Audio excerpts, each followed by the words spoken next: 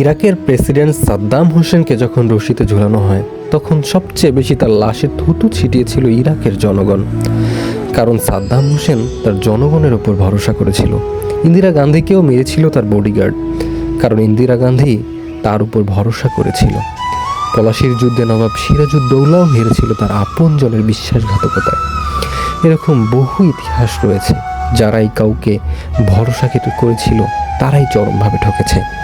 আপনি জানেন কি আপনাকে সবচেয়ে বেশি কষ্ট কে দিতে পারে? আপনি সবচেয়ে যাকে বেশি ভরসা করবেন সেই মানুষটাই। এই পৃথিবীতে কেউ কারো নয়, সবাই সুখের ফেরিওয়ালা। দুঃখ যদি কেউ কিনতে আসে তবুও বিনিময় চায়।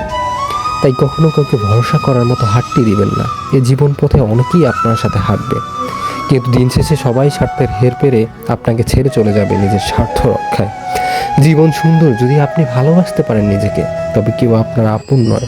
সময় একদিন হিসাবটুকু সবটুকু বিছিয়ে দেবে, কারণ আমি বিশ্বাস করি সময় হলো পৃথিবীর সবচেয়ে বড় শিক্ষক।